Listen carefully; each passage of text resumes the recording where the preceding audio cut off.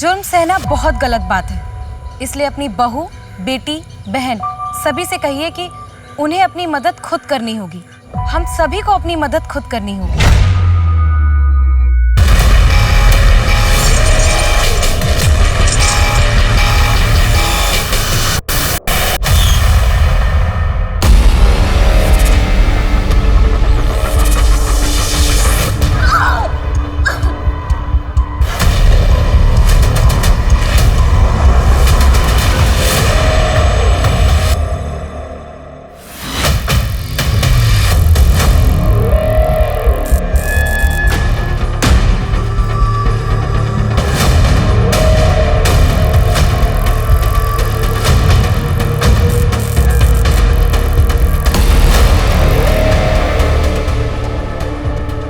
एक विद्वान है हेनरी डेविड।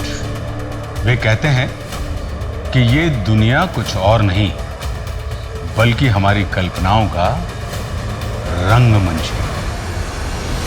नमस्कार, मैं आशुतोष राणा क्राइम पेट्रोल सतर्क के इस नए अध्याय शातिर क्रिमिनल्स में आप सभी का हार्दिक स्वागत करता हूं। आज मैं लेकर आया हूं एक ऐसे अपराधी की कहानी जो 15 सालों तक शराफत का मखौटा पहने हमारे और आपके बीच में छिपा रहा और खौफनाक अपराधों को अंजाम देता रहा। इस अपराधी का अपराध इतना जघन्य था कि देश के इतिहास के पन्नों में सबसे कुख्यात अपराधियों में इसका नाम शामिल हो गया। 8 राज्यों की पुलिस को उसकी तलाश थी, पर उसका असली नाम और असली पहचान किसी के पास नहीं थी और आगे भी इसके कहर से कई जिंदगियां तबाह होने वाली थी।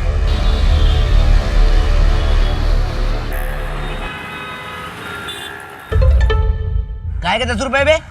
इतनी घटिया चाय मैंने जिंदगी में पहली बार पी है। नहीं दे रहा पैसा, पकड़ इसको। भैया तो चाय देना। अरे मत लो मैडम, बहुत ही घटिया चाय बनाता है ये।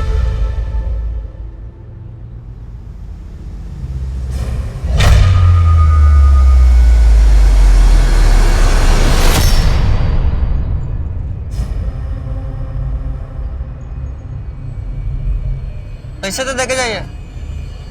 पकड़। Hello madam, hello, excuse me, hello. क्या है? हाय, मेरा नाम प्रशांत है। आप ठीक तो हैं? नहीं मतलब आप थोड़ा परेशान लग रही थी इसलिए पूछ रहा हूँ। मैं ठीक हूँ। अरे मैडम, अरे हेलो हेलो हेलो, नाम नाम नाम, अरे नाम तो बता दो।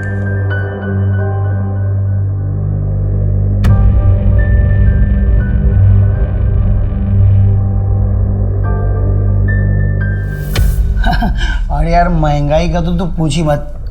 ये ले चाय भी, चाय भी।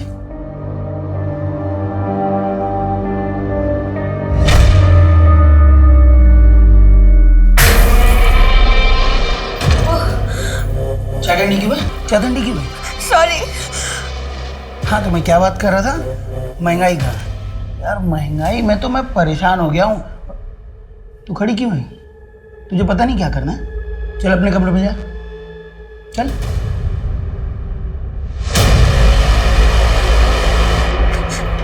प्लीज छोड़ दो मुझे, प्लीज। अरे ये तू बेटा आ गई तू? ला बैग दे। वो तेरी फ्रेंड है ना रानी, वो आई थी। जाओ उसके साथ खेल के आओ। हाँ 1-1.5 घंटे में आ जाना।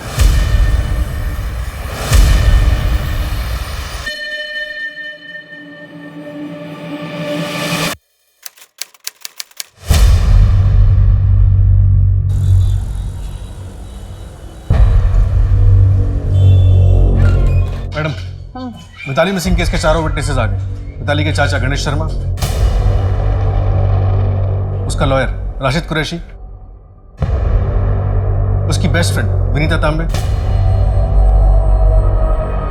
और उसका एक्स हस्बैंड मनीष मिश्रा। चाचा जी मुझे 3 लाख रुपयों की जरूरत है।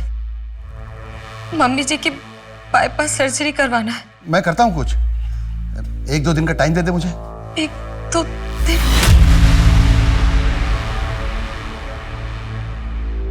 Thank you so much. चाचा जी मैं आपको बाद में फोन करती हूँ।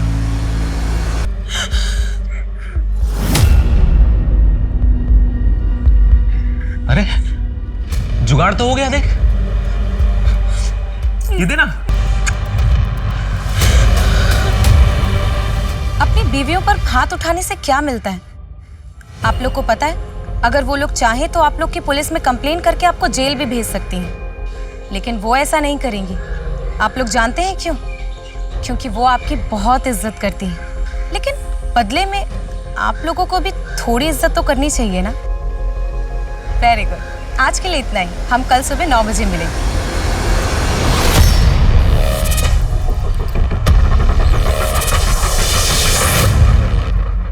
ओह शिट, काम तो छीन ही लिया है, अब शक्ल भी खराब करेगी। ऐसी कोई बात नहीं है यार।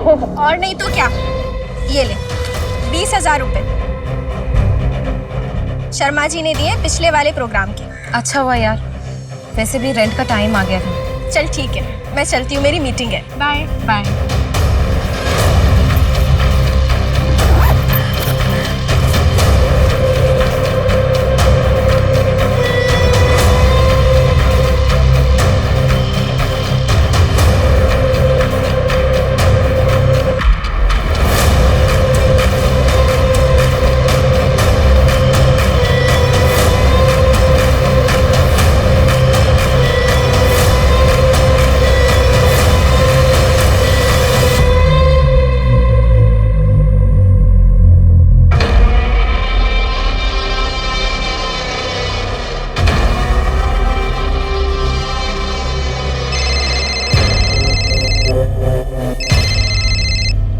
जी चाचा जी।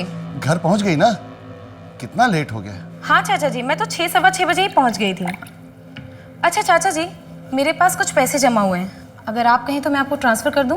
मिताली बेटा, कितनी बार बोला है कि पैसे वापस नहीं चाहिए। अगर तेरे पापा जिंदा होते और वो तेरी मदद करते तो क्या उन्हें भी पैसे लौटाती? नहीं ना, तो फिर क्यों पराया कर रही है? चाचा जी ऐसी कोई बात नहीं है। अच्छा सुन, वो राशिद का फोन आया था, उसे कॉल कर ले। ठीक है, मैं राशिद से बात करती हूँ। बाय।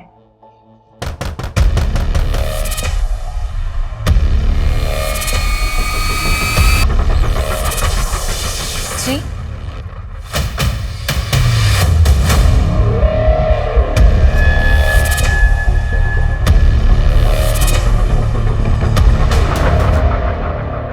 देखकर लग नहीं रहा कि यहाँ कोई स्ट्रगल हुआ है। लेकिन वो अपनी मर्जी से कहाँ जाएगी? विनीता ने बताया कि मिताली का एक लगेज बैग घर में नहीं है।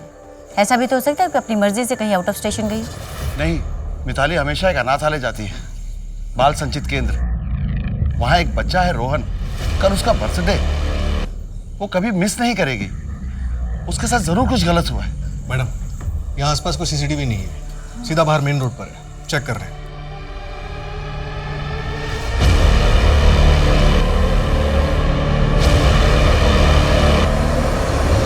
नहीं, मेरे दिमाग में ऐसा कोई नहीं आ रहा है जो मिताली को नुकसान पहुंचा सके। क्यों?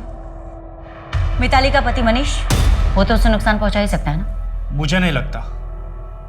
हाँ, उन दोनों के बीच में अनबन थी, वो दोनों म्यूचुअली डिवोर्स ले रहे थे और डिवोर्स हो भी रहा था, तो फिर मनीष क्यों अपने पैरों पे कुल्हाड़ी मारेगा? मिताली को गायब हुए 1 हफ्ता हो गया और आप लोग गलत जगह पर फंसे हुए।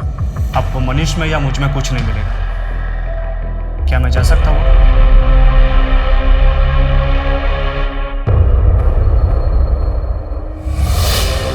मिताली के बैंक अकाउंट में 8 लाख का एफडी था, जिसका नॉमिनी उसका पति मनीष मिश्रा था, और मिताली ने उस नॉमिनेशन को कैंसिल कराने के लिए फॉर्म भी मंगवाया। अरे नॉमिनेशन कैंसिल करवाने से पहले मिताली गायब हो गई। कहाँ रखा है उसे या मार डाला? मैडम, मैंने ऐसा कुछ भी नहीं किया है और मेरे को तो मालूम भी नहीं है कि ऐसी कोई एफडी थी भी या नहीं। झूठ बोलेगा? झूठ बोलेगा तू? कह रहा हूँ मिताली के साथ झगड़ा हुआ था? नहीं हुआ था या नहीं? मैडम, झगड़ा हुआ था, लेकिन मैडम वो झगड़ा एलिमनी के लिए हुआ था। ये नौटंकी है ना वहां करना जहां पब्लिक को ज्ञान बांटती फिरती है। बोला ना, गलती हो गई, डिवोर्स दे रहा हूं। मैंने कहा ना मनीष, मैंने कोई नोटिस नहीं भेजा है। दोबारा मुझे हाथ लगाया ना तो हाथ तोड़ दूंगी तुम्हारा। गेट आउट, निकलो निकलो मेरे घर से। दोबारा मेरे घर में घुसने की हिम्मत मत करना। 2 साल हो गए और अब तक डिवोर्स नहीं हुआ, ऊपर से ये एलिमनी का नाटक। तुमने किससे पूछकर ये नोटिस भेजा राशिद? इसमें तुम्हारा ही फायदा है। वो मनीष जो रातों रात अमीर बना है वो तुम्हारे पैसों से बना है, तुम्हारे चाचा जी के पैसों से, जो तुम्हें लौटा नहीं, यही एलिमनी के पैसों से। चाचा जी के पैसे मैं खुद कमा कर लौटा दूंगी। मुझे जल्द से जल्द बस इस रिश्ते से आजादी चाहिए। ये जो तुमने एलिमनी का रायता फैलाया है ना, प्लीज उसे क्लियर करो।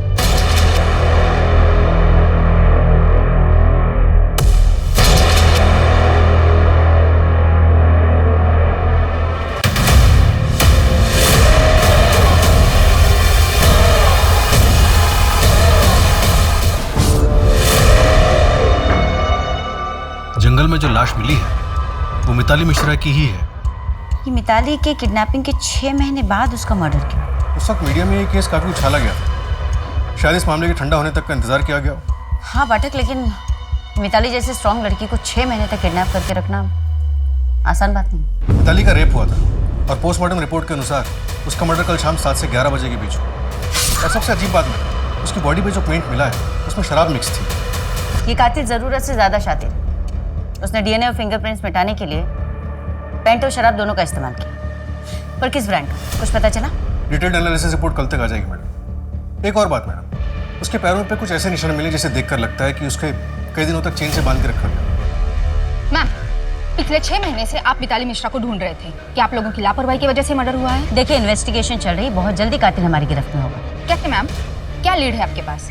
बताइए जनता को, क्या वो अपने घर में सुरक्षित है? जी बिल्कुल सुरक्षित है। बंदोबस्त बढ़ा दिया गया है, बहुत जल्दी गिरफ्तारियां भी होंगी।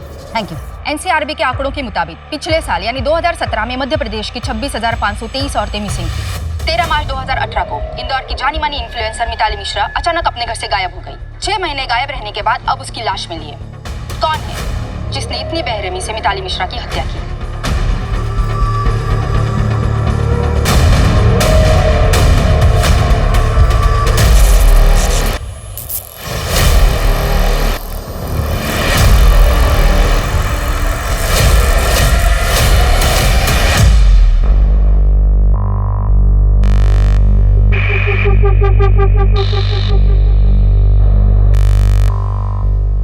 सर इस कमरे का चाबी दो ना। अरे तुझे मना किया ना मैंने कि इस कमरे के अंदर नहीं जाना है। सर मैं तो सफाई के लिए जा रहा था। होगी तेरी सफाई, हाँ? कल आना भैया।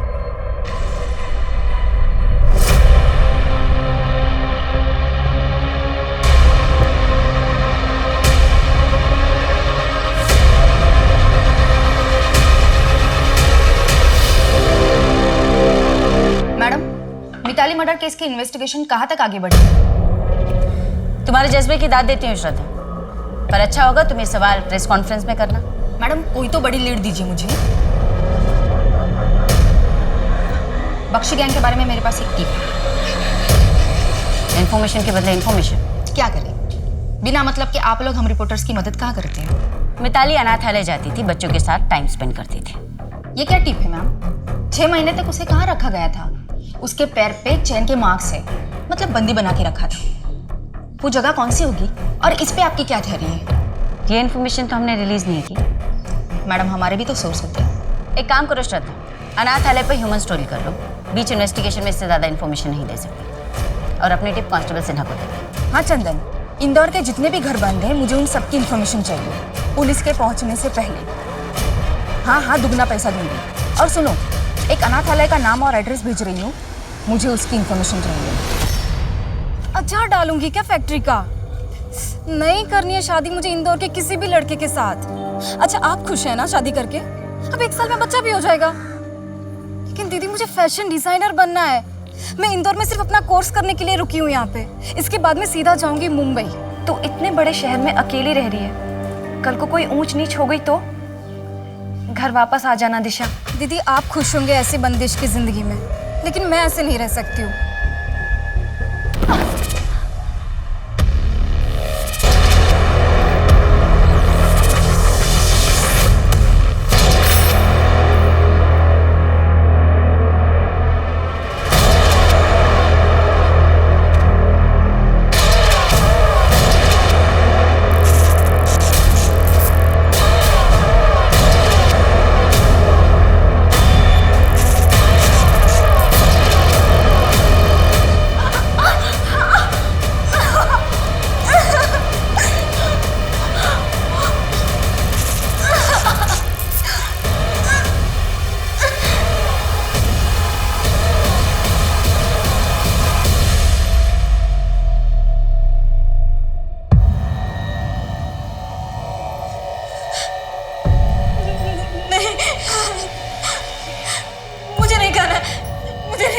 घर जाना प्लीज, मुझे घर जाना, मुझे नहीं खाना, मुझे घर जाना प्लीज, नहीं नहीं नहीं, मुझे नहीं खाना है।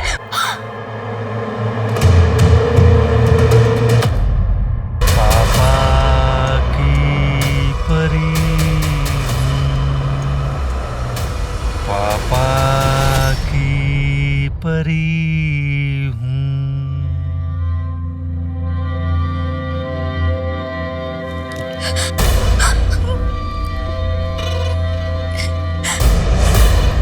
अरे पगली, तू रो क्यों रही है? चलो आंसू पोछो अपने। मुझे जाने दो प्लीज। एक राजकुमार बहुत उदास रहता था, एकदम अकेला। एक दिन उसकी नजर एक खूबसूरत लड़की पर पड़ी, चंचल, दिलेर। वो कोई साधारण लड़की नहीं थी। हुर्र, वो राजकुमार उसे ले उड़ा। राजकुमारी हो तुम, रोना बंद करो। तुम्हें खेलने के लिए गुड़िया दूं? नहीं, मुझे जाना है। कितनी बार बोला रो मत। मैं तुम्हारे लिए एक गुड़िया लाया, खेलेगी? वो देख उधर।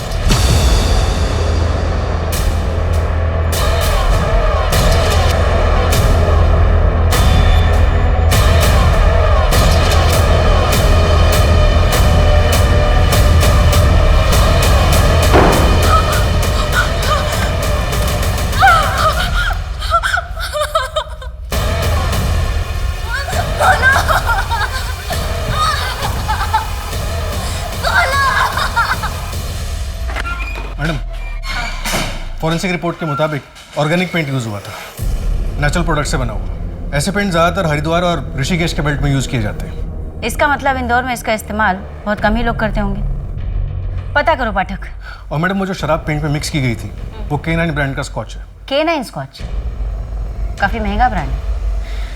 पता करो पाठक, पिछले 2 हफ्तों में शराब कहाँ कहाँ गई।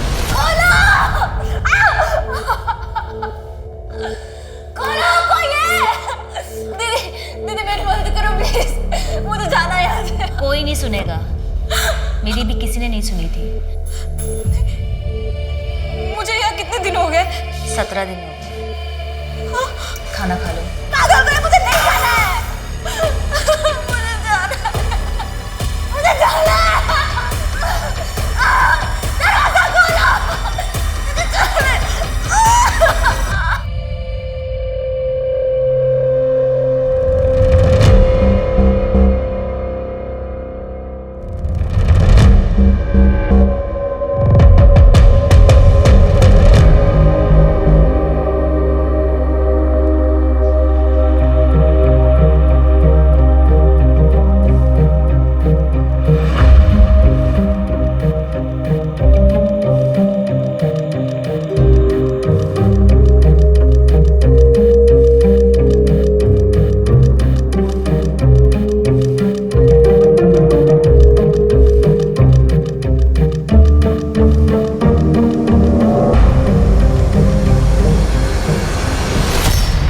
भाग चलो मेरे साथ, निकल जाओ इस नरक से। देखो, मैं तुम्हारे लिए और नीतू के लिए कुछ भी करने के लिए तैयार हूँ। मैं तुमको ऐसा तकलीफ में नहीं देख सकता। शायद मेरी किस्मत में वो खुशी नहीं है। भूषण कभी शांत नहीं बैठेगा। मैं अपनी वजह से तुम्हारी और नीतू की जान खतरे में नहीं डाल सकती। गायत्री,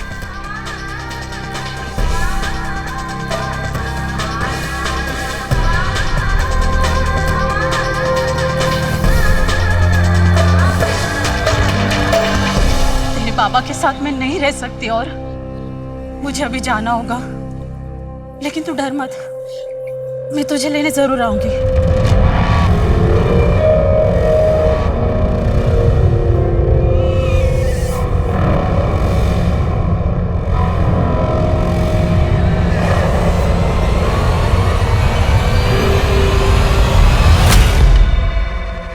क्या रे, इतना टाइम लगता है आने के लिए? हाँ, चल बेटा, बहुत पढ़ाई होगी तेरी। आ जाओ नीतू बेटा, चल, बहुत पढ़ लिया। चल चल चल।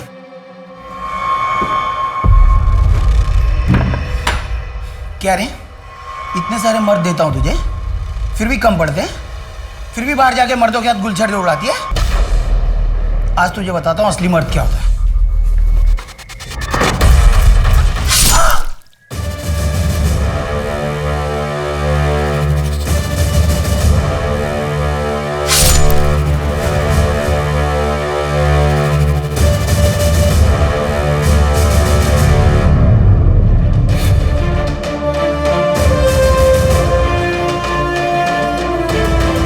प्रेमिका को संकट में देखकर प्रेमी बिना कुछ सोचे समझे उसे बचाने के लिए कूद पड़ा। कारण चाहे जो भी हो, पर जब आप कोई अपराध करते हैं तो सब कुछ बदल जाता है। एक बड़ा बदलाव इनका भी इंतजार कर रहा था, जो इनकी जिंदगियों को सिर के बल पलटने वाला था। दूसरी तरफ मिताली मिश्रा की हत्या ने जांच अधिकारियों की रातों की नींद उड़ा दी थी। क्या पुलिस मिताली मिश्रा के कातिल तक पहुंच पाएगी?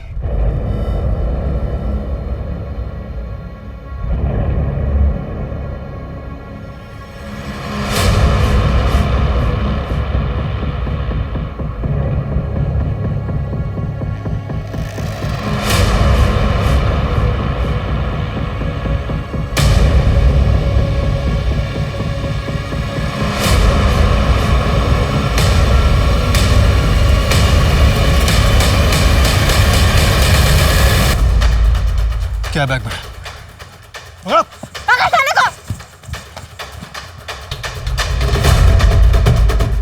चेक करो।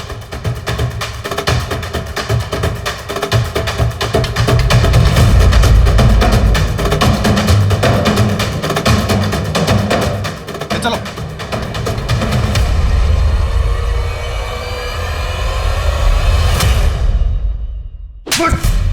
बोल। सर ये मैं मानता हूँ कि मेरी गलती है। 1-2 सितंबर के आसपास K9 स्कॉच के 3 बॉक्स पहले ही बेचे थे, लेकिन सर वो जो मर्डर बोल रहे हैं उसमें मेरा कोई हाथ नहीं है। तेरी दुकान के सामने के सीसीटीवी कैमरा भी काम नहीं कर रहे हैं। कहीं इस मर्डर में तू भी शामिल तो नहीं है? उसमें मेरा कोई हाथ नहीं था, और उस समय तो मेरा सीसीटीवी खराब था। सर वो आप बनवाते हो ना स्केच, मैं उसको बनवाने में आपकी मदद करता हूँ ना। देख, मेरा टाइम खराब किया ना तो तुझे ही इस केस में अंदर कर दूंगा। स्केच बनवाओ इससे। Yes sir. मैडम, एक पेंटर के बारे में पता चला, सुदीप चंदोल, जो भोपाल में ऑर्गेनिक पेंट यूज करता है।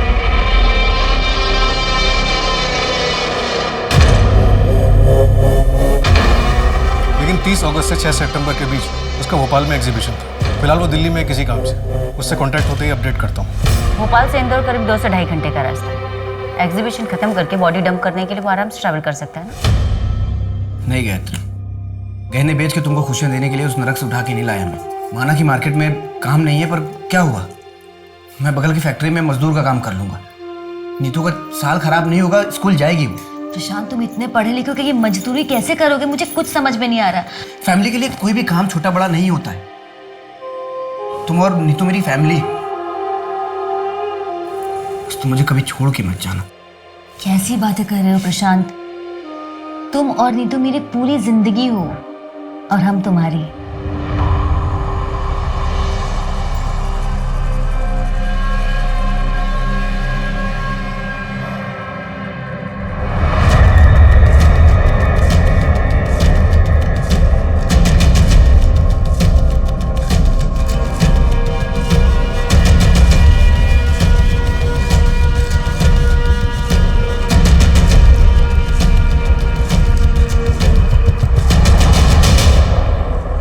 हरिद्वार के खबरियों ने बताया कि सुदीप ने यह कला अपने गुरु माणिकलाल से सीखी थी।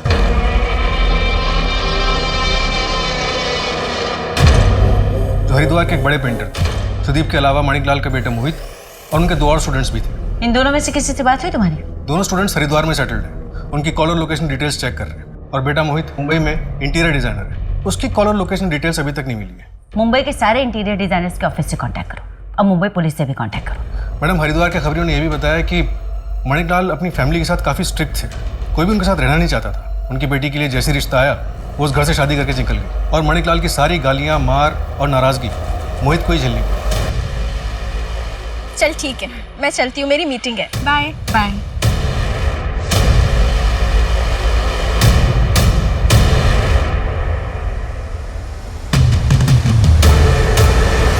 देखिए, अभी तक कोई सॉलिड लीड नहीं मिली है, पर हम जल्द से जल्द कातिल को पकड़ने की कोशिश करेंगे।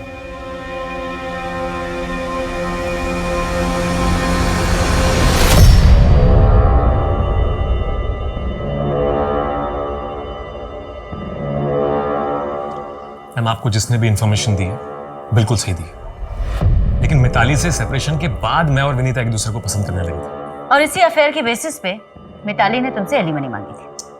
मैम, मिताली ने नहीं मांगी थी, वो जो लॉयर है ना राशिद, उसने मांगी थी। तुम टेंशन क्यों ले रहे हो? तुम भी मेरे दोस्त हो। तुम मेरा ख्याल रखो, मैं तुम्हारा रखूंगा। क्या मतलब? 5 लाख कैश, बाकी मैं सब हैंडल कर दूंगा। अब मिताली को शायद पता चल गया होगा, और अगर ये बात बाहर आती तो वो राशिद का लाइसेंस कैंसिल हो जाता। देखिए, मैं मानता हूं कि अपनी बीवी पे हाथ उठाना बहुत गलत था, और मुझे अफसोस भी है इस बात का, लेकिन इस बात को 3 साल हो चुके हैं मैम। कई बार हमारा अतीत हमारे आज पर भारी पड़ता है। मैं अपना अतीत ना पीछे छोड़ के आया हूं, और विनीता के साथ मेरा कल मिताली के रहते हुए भी आता। भाई चलूं मैं?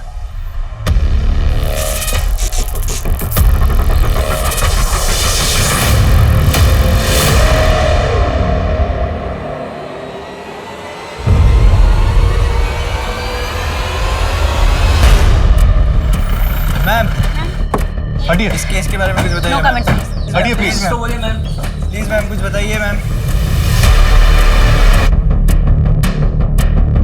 वो रिपोर्टर श्रद्धा नहीं नजर आ रही आज। मैडम, बीट चेंज हुई होगी। वो उसके चैनल से वो दूसरा लड़का आता है, वो काली शर्ट वाला। वो स्केच का क्या हुआ बेटा?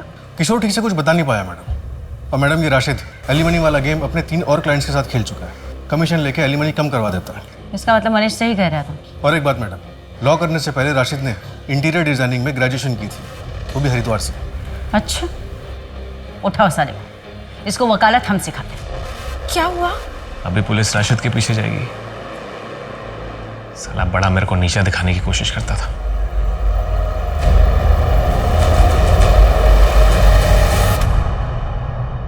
चाचा जी, आप ये कैसी बातें कर रहे हैं? मैं राशिद की वजह से डिवोर्स नहीं दे रही हूँ। आपको भी पता है मनीष कैसा है। कॉलेज टाइम से तुम और राशिद एक दूसरे को पसंद करते हो। चाचा जी, वो बहुत पुरानी बात है। तो फिर राशिद ने अब तक शादी क्यों नहीं की? 27-28 साल का ही है ना, कर लेगा शादी वो। शशिकांत अगर जिंदा होता तो वो भी तुम्हारे इस डिसीजन में तुम्हारा साथ देता, लेकिन दूसरे धर्म के लड़के के साथ।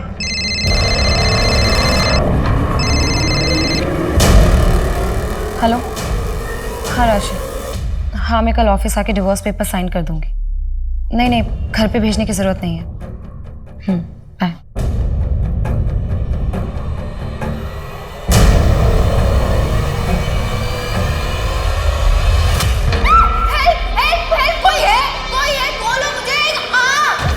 दीदी, आपको एक तकिया चलता है क्या? मुझे ना बचपन से 2 तकिए की आदत रही है। तुम्हारा दिमाग खराब है क्या? हमें यहाँ बंदी बना के रखा है और तुम्हें तकिए की पड़ी है। यहाँ से भागना कैसे है वो सोचो। मुझे यहाँ 2.5 से 3 साल हो गए हैं।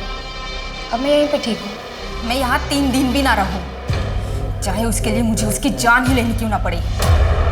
सुनो, हम सब यहाँ से भाग चलते हैं, तुम, मैं और वो घूंघट वाली लेडी।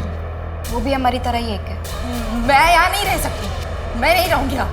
हेल्प, छोड़ो, खोलो मुझे। हेल्प, छोड़ो, खोलो मुझे। हेल्प, कोई है? दीदी सो जाओ, कोई नहीं आएगा। वो मिताली भी बहुत चिल्लाती थी मदद के लिए। मिताली, जाने दो मुझे। मैंने कहा ना छोड़ो मुझे। तुम ये ठीक नहीं कर रहे हो। कोई है? कोई है?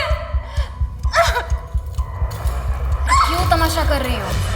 अरे रहने के लिए छत दे रहे हैं, खाना दे रहे हैं, कपड़े दे रहे हैं, नेल पेंट तक दे रहे हैं। अब इससे ज्यादा और क्या चाहिए? तुम्हारा दिमाग खराब है क्या? मैं चुप रहने वालों में से नहीं हूँ, समझ में आया तुम्हें?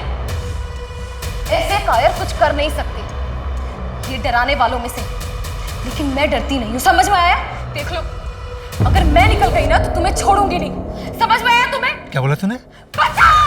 एहसान फरामोश, 6 महीने से तुझे पाल रहा हूँ, रहने के लिए छत दे रहा हूँ, पहनने के लिए कपड़े दे रहा हूँ। अब तू देख।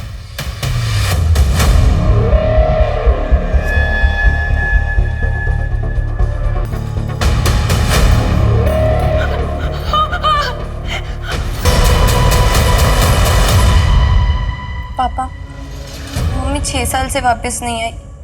हमें एक बार तो पुलिस के पास जाना चाहिए था ना। बेटा पुलिस स्टेशन जाने से अब कोई फायदा नहीं है। तेरी माँ अपनी मर्जी से घर छोड़ के गई थी। एक मिनट, इधर रुक।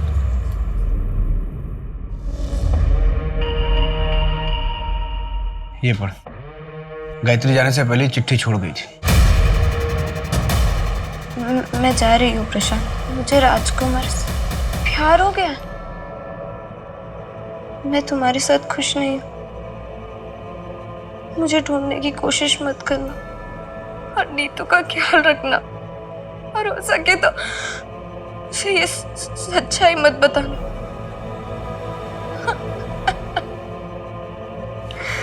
तो मत बेटा, और भूल जा अपनी माँ को। ये सोच ले कि इस दुनिया में हम दोनों का कोई नहीं है एक दूसरे के अलावा। जहां से हमें मिताली की डेड बॉडी मिली थी वहां से करीब 4 किलोमीटर इंदौर देवास टोल नाका है। 4 सितंबर को तुम्हारी गाड़ी वहां से गुजरी थी। कहाँ गए थे? 4 सितंबर, अरे हाँ, मैं भोपाल गया था मैडम। एक कॉन्फ्रेंस थी वहाँ, तो मुझे बेस्ट न्यू बिजनेसमैन का सर्टिफिकेट मिला था। एक सेकंड मैं दिखाता हूँ।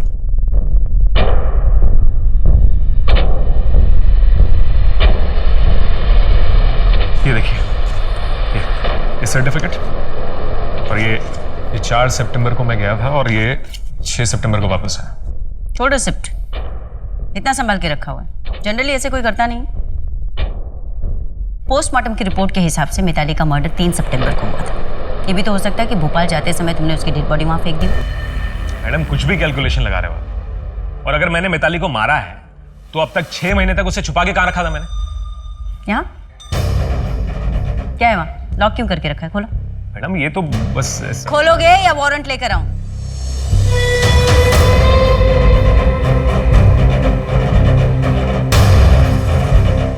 मैडम ये दरवाजा ऐसे ही बंद। खोलो।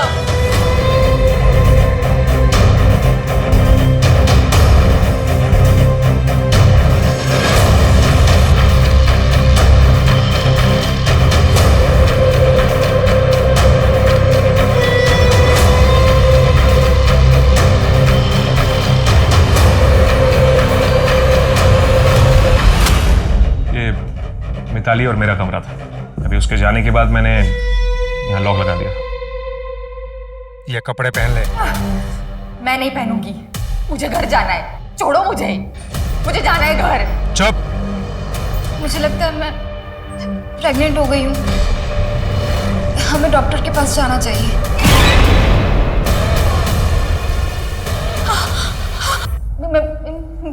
मैं कपड़े पहनती हूँ।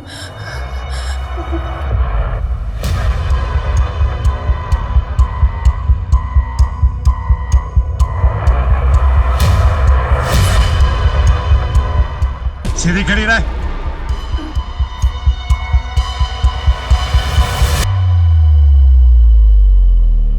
पूजा, बॉडी को पोस्टमार्टम के लिए भेजा। कैसी लगी? बहुत अच्छी है। क्या मैं इसे रख सकती हूँ? हाँ बिल्कुल, ये लो। अब तुम्हें घर नहीं जाना? नहीं, अब यही मेरी जिंदगी है। सब कुछ तो है यहाँ, किसी चीज की कमी नहीं है।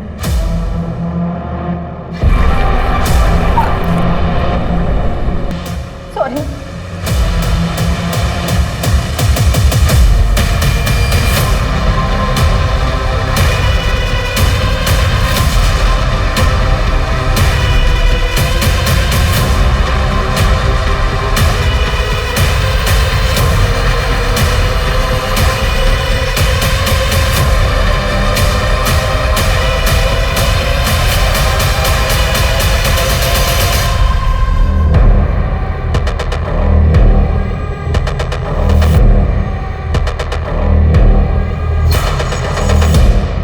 ऑलमोस्ट 6 महीने हो गए श्रद्धा को गायब हुए। उसका कहीं कुछ पता नहीं चला अभी तक। हाँ मैडम, कल की न्यूज़ कॉन्फ्रेंस में श्रद्धा के न्यूज़ चैनल के किसी दूसरे रिपोर्टर से बात हुई, तब पता चला। मिताली मिश्रा और श्रद्धा सिंह हैं? मैडम कंफर्म नहीं बोल सकते। पीएस मार्ग थाने के कांस्टेबल के पास आया था तो उसने हमें भी भेज दिया चेक करने के लिए। श्रद्धा की हैंडराइटिंग मैच कर रहे हैं। ये पैसे किसने भेजे? मैडम हर महीने गुप्तदान होता था, इसलिए नाम के बारे में नहीं पता। कुरियर कंपनी से कांटेक्ट हो गया, जूनी इंदौर ब्रांच से भेजा गया था और रिटर्न एड्रेस मालगंज का था जो फेक है। ये दिशा दिशा कौन? पता नहीं मैडम, मिसिंग कंप्लेंट्स चेक कर रहे हैं। एक काम करो पाठक, लावारिस लाशों की रिपोर्ट भी चेक करवाओ। ये GAY का मतलब क्या है? कोई नाम है या कोई क्लू?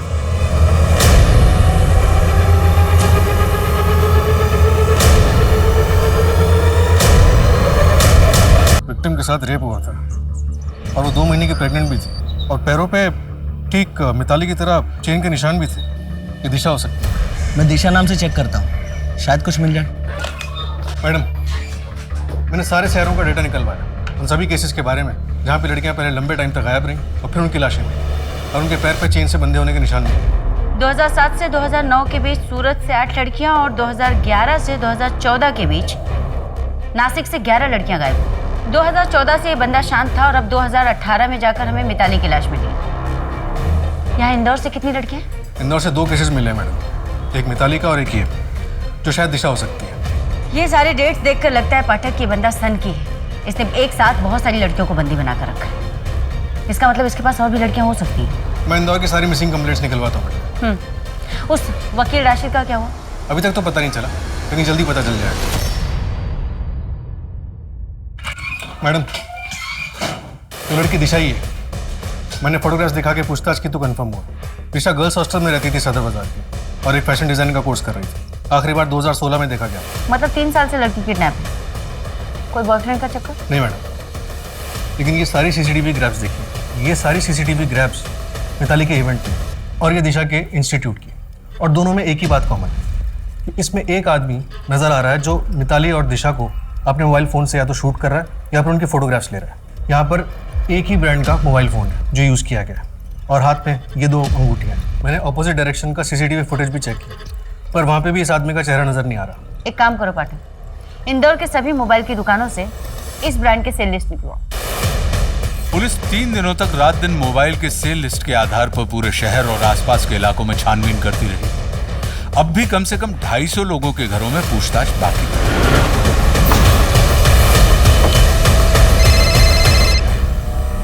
हाँ बेटा, हाँ बेटा, पापा जल्दी घर आएंगे।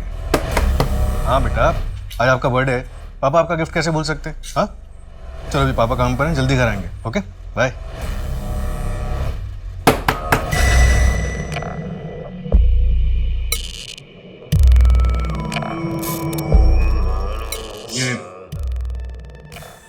ये मोबाइल आप यूज करते हैं? नहीं तो क्या हुआ? ये घर किसके नाम पे रजिस्टर है? मेरी वाइफ पल्लवी के नाम पे। फोन भी वही इस्तेमाल करती है। अभी दिल्ली में है, अगले महीने आएगी। एक गिलास पानी मिलेगा? जी बिल्कुल।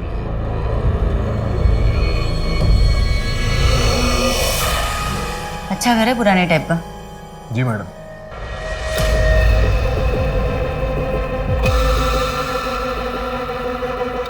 ऐसे नहीं लग रहा पाठक कि इस अलमारी को बार बार यहाँ से घसीटा गया? हाँ मैडम, लग तो रहा है। खिसका के देखो।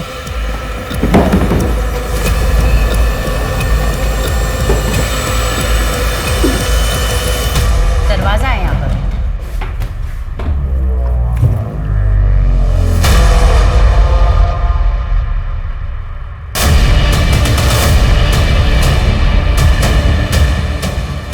राजकुमारी तो चली गई।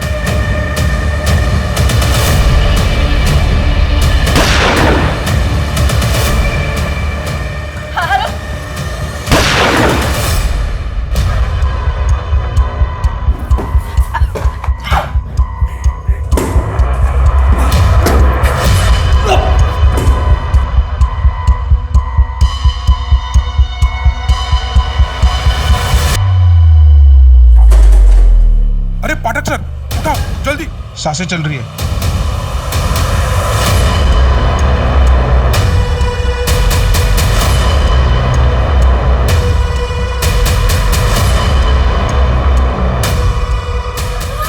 हमारा साथ यही तक था। अब तुम तीनों जाओ ऊपर।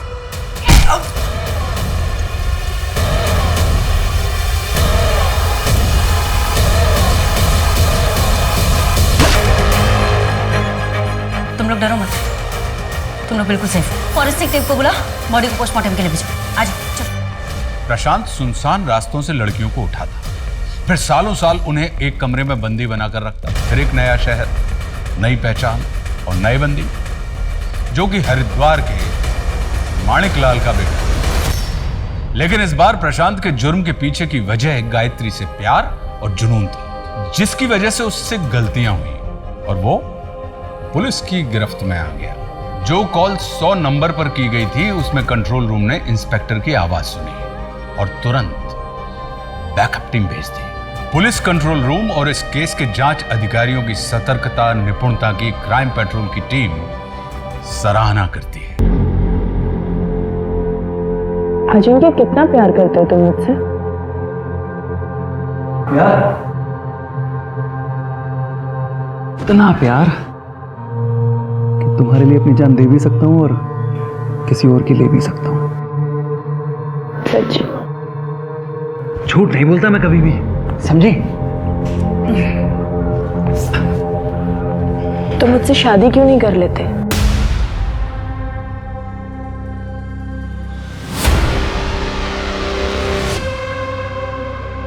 कहना और करना दोनों कितनी अलग अलग बातें होती है ना अजिंक्य।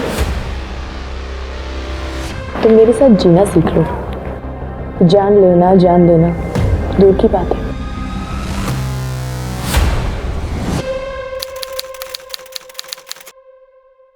अरे रुको रुको, क्या दादा, वहनी को घर ला रहे हो और जेब भी ना हल्की करनी पड़े?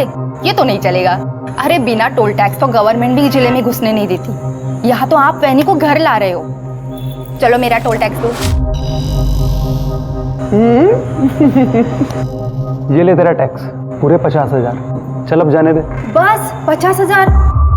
इतने में तो अच्छा सा ढंग का फोन भी नहीं आएगा। चलो इसे डबल कर दो। तुझे समझ नहीं आता क्या कहा मैंने? जितना दिया है उतना रख ले। अरे चिढ़तोस कशाला तिच्यावर?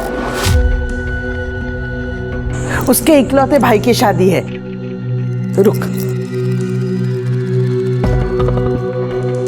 बहू, ये ले, ये अपने ननंद को दे दे। आखिर गृहस्थी में इसके साथ तेरा भी बराबर का हक है।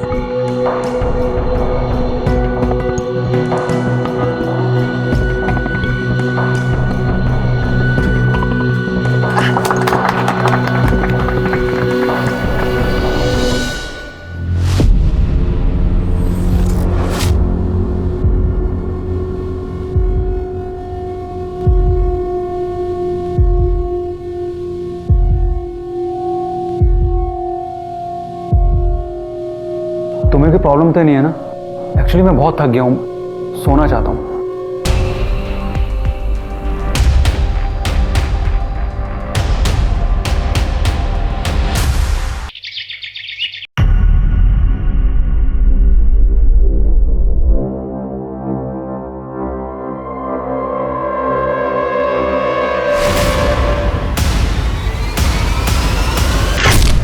अरे मैडम ठीक हो आप? मैडम अरे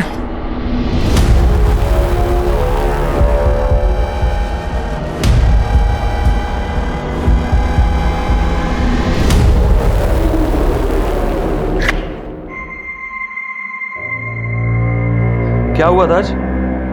स्नेहा ने बताया कि रास्ते में गिर गई थी तुम। तो आपको क्या फर्क पड़ता है? आप तो वैसे भी मेरी शक्ल नहीं देखना चाहते ना। ऐसा नहीं है ईशा, अपने काम में थोड़ा सा बिजी हूं मैं, बस। तो मैंने कब कहा कि आप अपना काम छोड़ दीजिए? अगर आप तो शादी के बाद से ही मुझे इग्नोर कर रहे हो।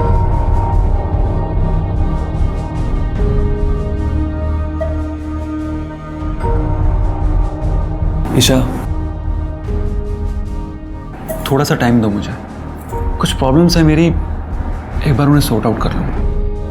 अजिंक्य, मुझ में कुछ कमी है क्या? पसंद नहीं हूं मैं आपको? ऐसा नहीं है।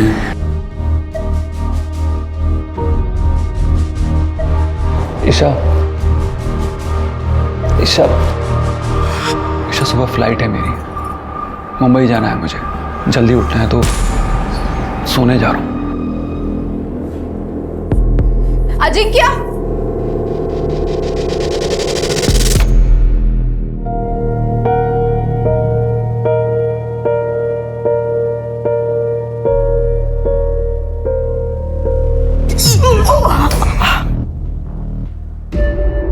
नहीं कर सकती? अब कर रही है तू? सकाळी का नाही केलंस? मैम वो सर के लिए नाश्ता बना रही थी तो देर हो गई। जा चहा घेऊन ये। काय झालं आई? सुबह सुबह शुरू हो गई? अभी तो पूरा दिन है लोगों को कोसने के लिए। चुप। अरे क्या बात है वहीनी?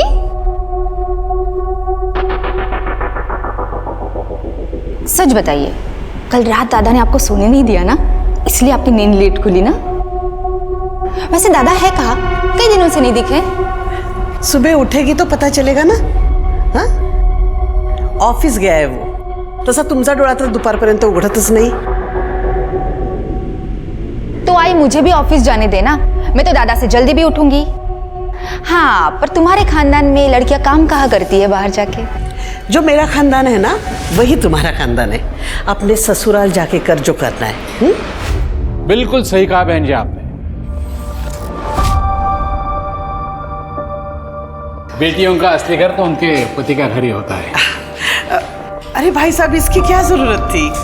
जरूरत थी, पहली बार जो बेटी के घर आ रहा हूं। वैसे हमारे दामाद जी कहाँ हैं? ऑफिस गया है वो।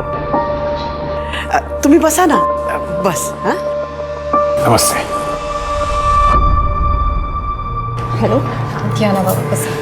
बड़ा कशी आहेस तो?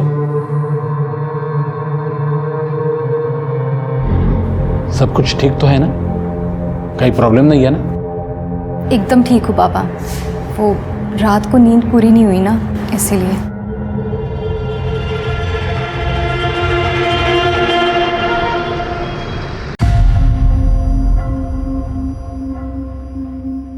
भाई क्या है ये खरोड़ गांव की जमीन खरीदने से मैंने आपको मना किया था, फिर क्यों खरीदी आपने? अमित ने अपने सोर्सेज से कंफर्म कर लिया है, वहां गवर्नमेंट का बहुत बड़ा पावर प्लांट लगने वाला है। जमीनों के दाम बढ़ने वाले हैं। ये अमित, इसकी बात पर आपको मुझसे ज्यादा भरोसा है। इसको तो मैं भी छोड़।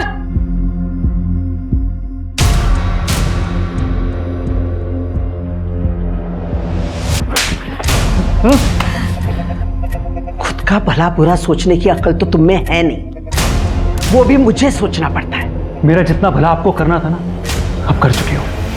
अब कम से कम मुझे अपने मन की कर लेने दो। करो। किसने रोका है? अरे आपने रोका है। और किसने रोका है? क्या? देखो बेटा, ये प्रॉपर्टी, ये घर, ये सब तुम्हारा ही तो है, लेकिन पहले खुद को साबित कर। खुद को साबित करते करते ना मैं थक गया हूं, लेकिन अब भी आपको मुझसे ज्यादा अगर दूसरों पर भरोसा है ना, जस्ट लीव इट। हट।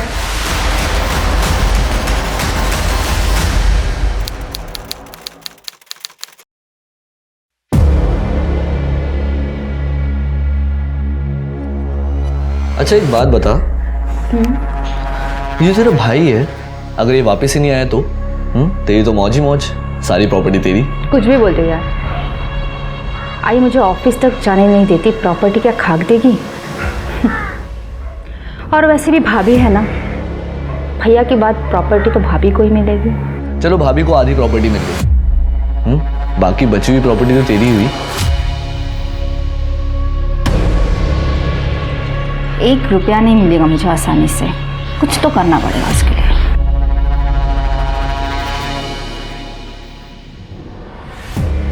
सही कह रहा था तू।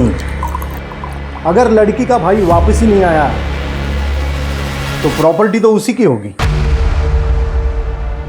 मामा मैं मजाक कर रहा था। लेकिन सच कह रहा था। लेकिन एक बात गलत बोली, प्रॉपर्टी अगर लेनी है तो पूरी ले, आधा हिस्सा भाभी को भी क्यों दे रहा?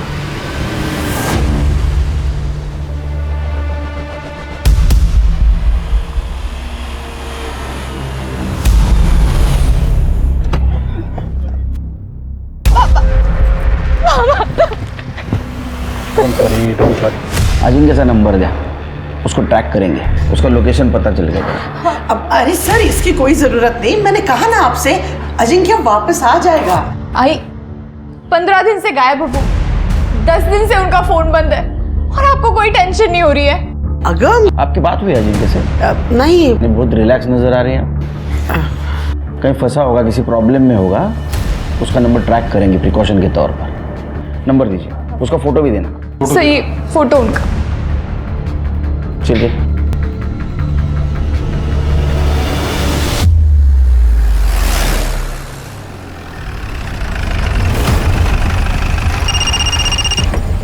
हेलो, हाँ सर। सर हम लोग पिंपरी में हैं। यहाँ अजिंक्य का एक बंगलो है सर, और उसके फ़ोन की लास्ट लोकेशन भी यहीं की दिखा रही है। मैं देखता हूँ अभी। Okay sir.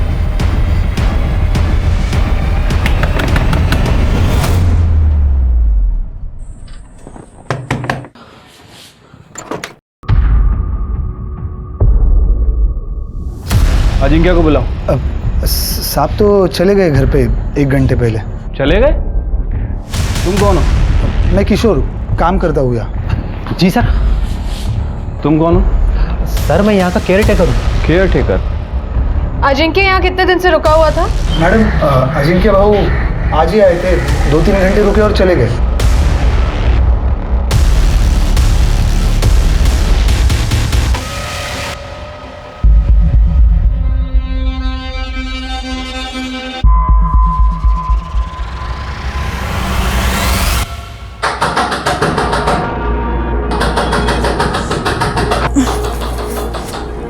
अजिंक्य, कहाँ चले गए थे आप? मैं कितना डर गई थी। Thank God. कहाँ चला गया था मैं? यही तो था। अरे कौन है? क्यों दरवाजा ठोक रहे हो? आ तो रहा हूं। क्या हुआ? दादा बाहर पुलिस आ गया। सर मैंने आपको पहले ही कहा था, मेरा बेटा घूमने गया है, गायब नहीं हुआ। ये तो मेरी बहू फालतू में घबरा गई। अजिंक्य, इसके बाद में जब बाहर घूमने जाओगे तो घर पे इन्फॉर्म करना। चलो, थैंक यू। सीरियसली सर, तुमने ये पुलिस को इन्फॉर्म कर दिया? लेकिन आप गायब थे, आपका फोन भी नहीं लग रहा था। मैं बहुत डर गई थी। बच्चा नहीं हूं मैं, अपना ख्याल खुद रख सकता हूँ। और आइंदा से अगर तुमने मेरे किसी भी मामले में दखल देने की कोशिश की तो मैं तुम्हारा... बस बेटा, तुम अपने कमरे में जाओ।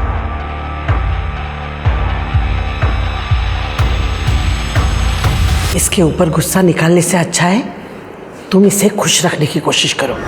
आज तो मैंने तुम्हें फोन कर दिया, लेकिन तुमसे परेशान होकर अगर इसने अपने बाप को फोन कर दिया और कुछ कह दिया तो तुम बड़े प्रॉब्लम में फंस सकते हो।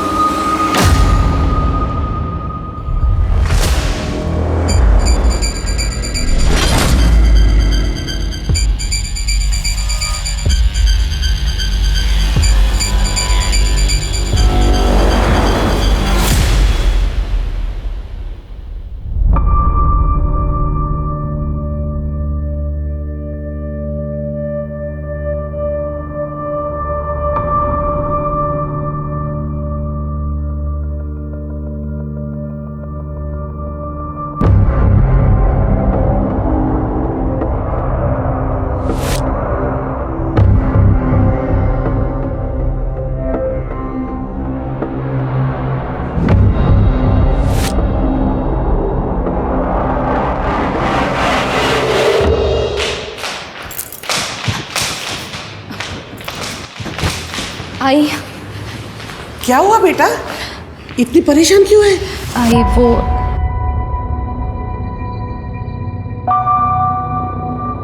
अरे छुपाई से कोई देख लेगा। आई, मैं बहुत गहरी नींद में थी। अजिंक्य आए थे क्या? ऐसी कैसी नींद है तुम्हारी कि पता ही नहीं चला? अगर अजिंक्य नहीं आता तो ये कौन करता? वेड़ी कुटली।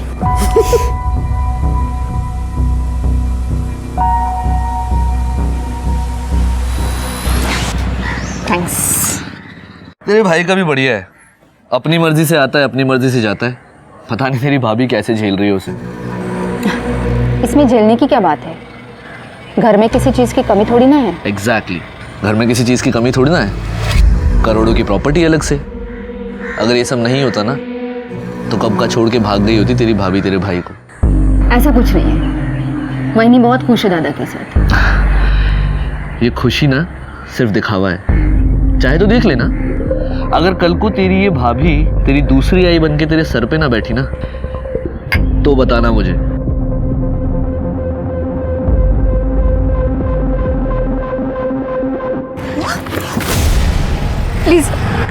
मेरी बेटी को बचा लो।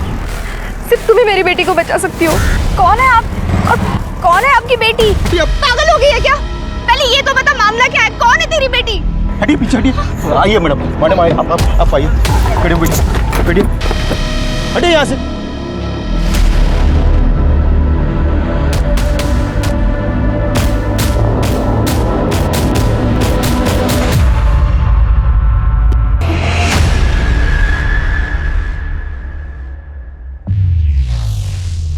कौन है तुम?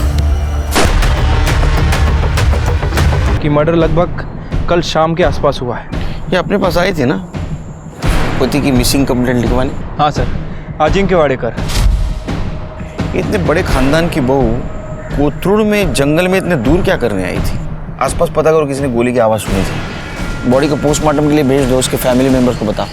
Okay sir.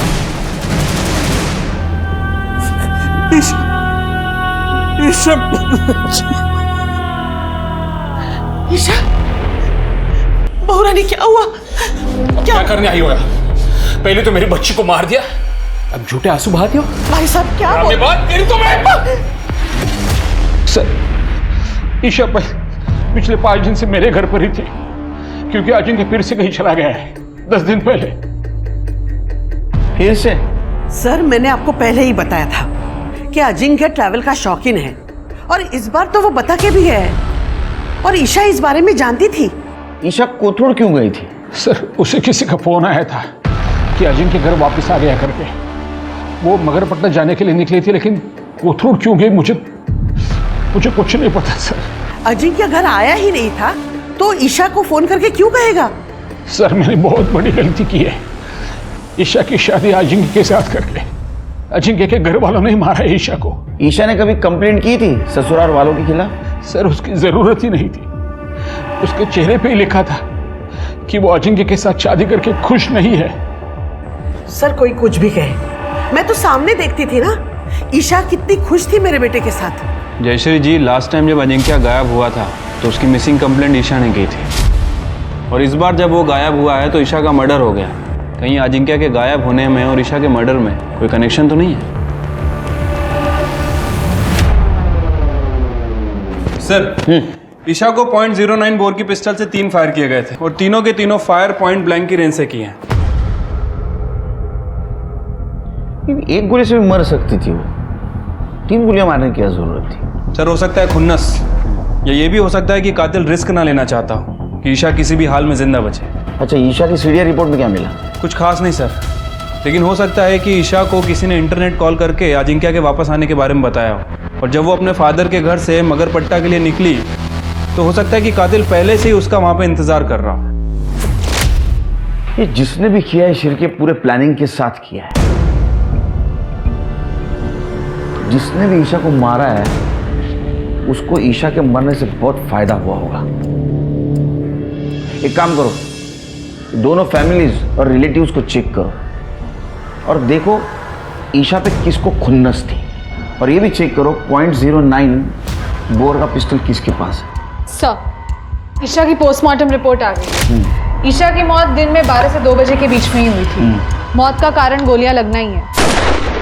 ईशा की बॉडी पे कोई भी रेप या सेक्सुअल असॉल्ट के साइंस नहीं है। लेकिन सर, सबसे इंपॉर्टेंट बात जो पोस्टमार्टम रिपोर्ट में सामने आई है वो ये है कि ईशा 2 महीने प्रेग्नेंट थी।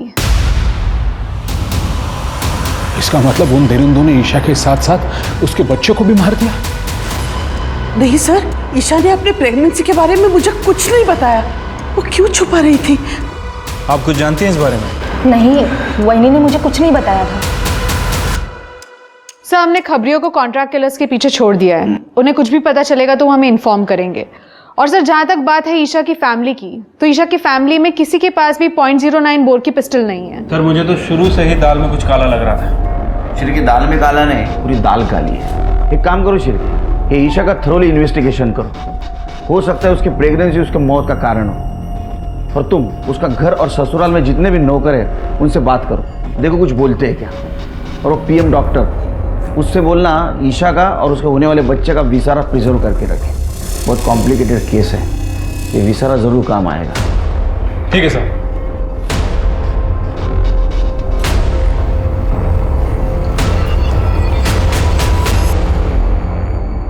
सर, वाडेकर फैमिली के बारे में एक इंटरेस्टिंग बात पता चली है। सर, लगभग 20 साल पहले जयश्री वाडेकर के पति प्रभात वाडेकर की गोली मारकर हत्या कर दी गई थी। और सर, हत्या के बाद जयश्री ने गांव की पूरी ज़मीन बेच के पुणे शहर में ज़मीन खरीदी। और आज जयश्री का जो बिजनेस एम्पायर है वो पुणे की ज़मीन के बढ़ते रेट की वजह से है। इसका मतलब 20 साल पहले पति की हत्या और अभी बहू की हत्या। नहीं सर, अजिंक्य और उसकी फैमिली जितना अपने आप को दूध का दूल्हा बता रहे हैं, शायद वो उतना दूध के दूल्हे है नहीं सर। मतलब? सर, करीब 3 महीने पहले जवार थाने में एक लड़की सुनिधि तांबे को किडनैप करने की एनसी फाइल की गई थी अजिंक्य के अगेंस्ट। पुलिस इस केस को इन्वेस्टिगेट करना शुरू भी करे उसके पहले ही एनसी वापस ले ली गई। किसने एनसी की? सुनिधि तांबे की माँ रजनी ने। वो अजिंक्य हमारे पास जमीन खरीदने आया था, पर जमीन खरीदते खरीदते उसने मेरी बच्ची को अपने प्यार के जाल में फंसा लिया सर। तो मुझसे शादी क्यों नहीं कर लेते? और जब उसका मन भर गया तो किसी और से शादी कर ली उस अजिंक्य ने। मेरी बेटी को वहीं पे छोड़ देता तो चल जाता, पर नहीं, पैसे और अपनी ताकत के दम पर वो मेरी बेटी को उठा के लेके गया। अजिंक्य छोड़ पीछे हट। ध्यान से सुन, सुनिधि सिर्फ मेरी है। लेकिन आपने तो एनसी फाइल की थी ना। अगर आप उस कंप्लेन को वापस नहीं लेती तो पुलिस उस केस को इन्वेस्टिगेट करती। वो अजिंक्य मुझे और मेरी बेटी को मारने की धमकियां दे रहा था। वो तो मेरी बेटी ने मेरी खातिर बोला कि वो कंप्लेंट वापस ले ले। सुनिधि को बुलाइए, हमें उससे बात करनी है। ती घरात कुठे है? वो अजिंक्य के पास ही अभी तक। क्या? एड्रेस दीजिए उसका। शहर के बाद जो पिंपरी है ना, वहाँ पे उसका बंगला है। मेरी बेटी वही है। पिंपरी में? हाँ सर, यही मैडम तो थी जो अजिंक्य साहब के साथ रहती थी यहीं पर, मगर 8-10 दिन पहले साहब के साथ यहाँ तक चली गई। ये मैडम को कभी देख के ऐसा लगा कि वो अजिंक्य के साथ ज़बरदस्ती रह रही है? नहीं सर, ऐसा तो ज़बरदस्ती मुझे कुछ नहीं लगा। दोनों पार्क में साथ में बैठते थे, सुबह शाम घूमने जाया करते थे, कभी कभी बाहर भी जाते थे। Are you sure इन दोनों के बीच में कभी कोई गड़बड़ नहीं थी? नहीं मैडम, दोनों के बीच में तो कुछ गड़बड़ नहीं थी, लेकिन एक दूसरी मैडम आई थी साहब के यहाँ से जाने के एक दिन पहले, तब दोनों में बहुत झगड़ा हुआ था। क्या वो औरत ये थी? हाँ, यही थी। मैं पुलिस में जाऊंगी। अरे हाँ, तेरे को जहाँ जाना है जा, डरता नहीं हूँ मैं किसी से। सर, बंगलो के केयरटेकर रमेश ने जो बताया था, सर इसे देखकर तो ऐसा ही लग रहा है कि सुनिधि अपनी मर्जी से अजिंक्य के साथ रह रही थी। सर, ऐसा भी हो सकता है कि इन दोनों को साथ में रहना हो, इसलिए दोनों ने किडनैपिंग का नाटक किया हो। लेकिन जब सुनिधि की माँ रजनी ने पुलिस में कंप्लेंट फाइल की तो जान का खतरा बताकर सुनिधि ने अपनी माँ के पास से कंप्लेंट वापस करवा ली। सर, ये दूसरा वीडियो। पॉसिबिलिटी है, क्योंकि ईशा अजिंक्य से लड़ने गई थी और उसने उसको पुलिस की धमकी दे दी, और नेक्स्ट डे अजिंक्य और सुनिधि दोनों गायब हो गए, और अब ईशा को रास्ते से हटा दिया। लेकिन शिरके, इतना सब उसके लाइफ में मैटर चल रहा था कि जयश्री जी को पता नहीं था। सर, ये बात तो ईशा के फादर को भी नहीं पता थी। क्या झगड़े के वक्त से ही अपने फादर के साथ रह रही थी। ना तो उसने प्रेगनेंसी की बात अपने फादर को बताई और ना ही सुनिधि के बारे में। और सबसे इम्पोर्टेंट बात, ये बंगला और अजिंक्य और सुनिधि के बारे में ईशा को बताया किसने? सर, इस बारे में मैंने जयश्री जी से बात की थी। सर, सुनिधि के साथ मेरे बेटे ने अपना रिश्ता कब का खत्म कर लिया था, और अब आप कह रहे हैं कि मेरे बेटे ने सुनिधि को जबरदस्ती अपने साथ रखा था। मेरे लिए तो पेपर्स ओके हैं, एक बार क्रॉस चेक करवा के डॉक्यूमेंटेशन के लिए भेज दो। Okay ma'am. बेटा जी मैडम ने पेपर भेजे डॉक्यूमेंटेशन से पहले देखने के लिए। आपने देख लिया ना? हाँ, ओके। तो भेज दीजिए डॉक्यूमेंटेशन के लिए। मैं आप पे कैसे डाउट कर सकती हूँ? आखिर हमें ही तो एक दूसरे का ख्याल रखना है। वाडेकर परिवार में शक्ति का केंद्र बदल चुका था।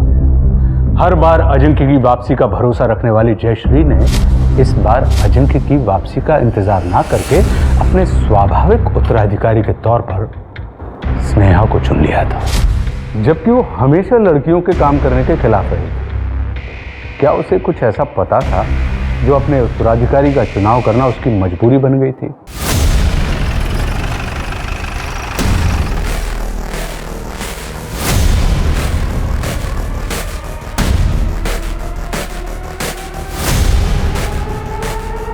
सर ये देखिए,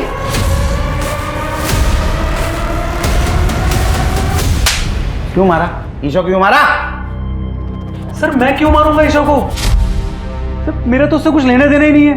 सर मैं सुनिधि से प्यार करता हूँ, उसके साथ रहना चाहता हूँ। अच्छा, तो सुनिधि के साथ तू रहना चाहता था इसलिए सुनिधि को किडनैप कर लिया? सर करना पड़ा मुझे किडनैप। ईशा की वजह से सुनिधि को लगता था कि मैंने उसे धोखा दिया है सर। पर कुछ दिन हम लोग साथ में रहते तो सब कुछ नॉर्मल हो जाता हमारे बीच में।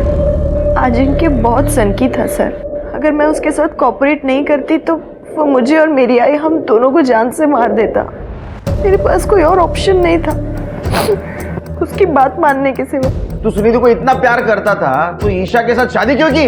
आई की वजह से सर। आई चाहती थी कि हमारी स्टेटस वाली बहू हमारे घर में आए। उन्होंने मजबूर किया मुझे ईशा से शादी करने के लिए। सर मैंने तो उम्मीद ही छोड़ दी थी कि अजिंक्य मुझे कभी जाने भी देगा, लेकिन कुछ दिन पहले उसकी बीवी ईशा बंगलों पर आ गई थी।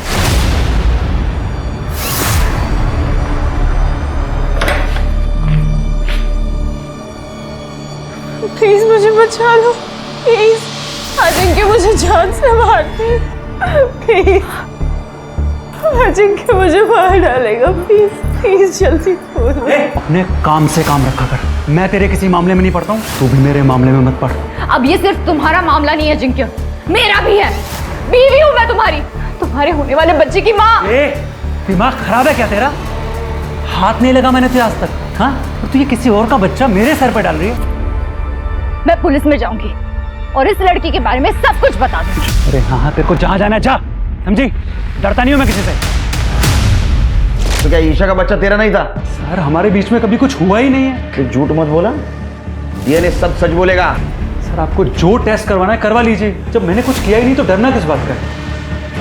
अच्छा एक बात बता, ईशा को कैसे पता चला वो तेरे बंगले और सुनिधि के बारे में? सर मैं खुद नहीं जानता, मुझे नहीं पता है।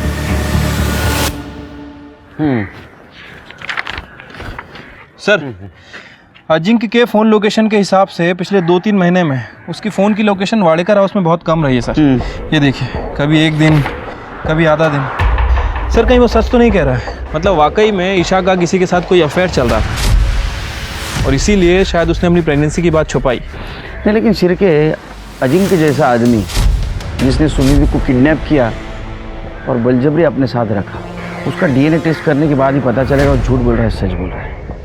अगर झूठ बोल रहा है तो अरेस्ट कर लेंगे, और अगर वो सच बोल रहा है तो इसका मतलब ये है कि ईशा की जिंदगी में कोई और था। जब आपको मालूम है कि ईशा का संबंध किसी और आदमी के साथ था तो मेरे बेटे को क्यों पकड़ के रखा है? उसे बेवजह जयश्री जी शायद अब ये भूल रही है कि आपके बेटे के खिलाफ किडनैपिंग और रेप के चार्जेस है। सर ऐसे चार्ज तो 50-60 हजार में वापस लिए जाते हैं, और ये काम है सुनिधि जैसे लड़कियों का, जो हम जैसे अमीर खानदान के लड़कों को फंसा के ये सब पैसा वसूल करती है। देखिए जयश्री जी, जी हाँ जी। आप कहाँ से आ रही है? ऑफिस से। सब दादा के नहीं रहने पर किसी को तो काम संभालना पड़ेगा ना। अब आई अकेले तो सब कुछ नहीं संभाल सकती। लेकिन आपकी दादा भी जिंदा है और आपके वहिनी का मर्डर हुआ है। आप कहना क्या चाहते हैं सर? कहना नहीं, पूछना चाहता हूँ। आपके वहिनी के अफेयर के बारे में कुछ पता है आपको? नहीं, मुझे इसके बारे में कुछ नहीं पता। शिरके, मुझे डाउट आ रहा है इन लोगों पर, घुमा रहे हैं हमें। एक काम करो, ये ईशा के कांटेक्ट में जितने भी मर्द हैं सबका डीएनए टेस्ट करवाओ, और शुरुआत इस घर के नौकरों से करो। ठीक है सर।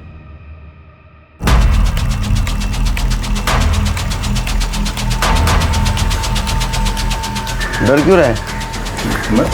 नहीं सर। कुछ किया? नहीं सर, मैंने कुछ नहीं किया। अब कौन बचा? सर नीलेश, जयश्री जी का खास। सर सारा सामान डीएनए के लिए भेज दो, और बोलना रिपोर्ट जल्द से जल्दी दो। ठीक है सर।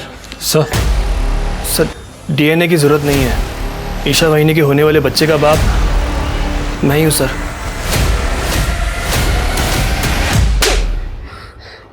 इंस्पेक्टर साहब, अरेस्ट करना इसे। अपनी पोल खुलने की वजह से इसी ने मेरी बहू को मारा और इसकी सजा मेरा बेटा भुगत रहा है। ये क्या बात कर रही है मैडम आप? आपके कहने पर ही तो वहिनी के साथ सो रहा था मैं, ताकि वहिनी को ये लगे कि उसके साथ अजिंक्य सो रहा है। क्यों? शर्म नहीं आती? क्यों झूठ बोल रहा है? क्यों झूठ बोल रहा है? ये झूठ बोल रहा है इंस्पेक्टर साहब, ये झूठ बोल रहा है। सर मैं सही कह रहा हूँ। मैडम के कहने पर ही मैं अफीम लेके आता था, जिसे मैडम वहिनी के दूध में डालकर उसको बेहोश करती थी। दूध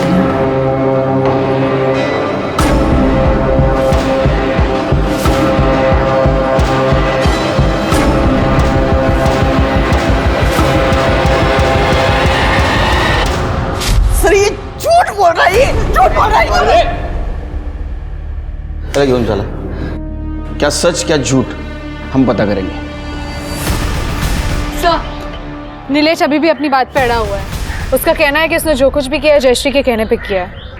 लॉजिकली सोचो शिरके, एक बड़ा घर है, उस घर में एक नौकर है और उसने उस घर के बहू के साथ संबंध बनाए हुए हैं और घर में किसी को मालूम नहीं। सर पॉसिबल तो नहीं है, लेकिन हमारे पास जयश्री के खिलाफ कुछ है भी नहीं, सिर्फ वो एक नीलेश का स्टेटमेंट है। नहीं, सबूत तो नहीं है, लेकिन वाडेकर हाउस में एक आदमी है जिसके चेहरे पे लिखा है वो कुछ जानता है।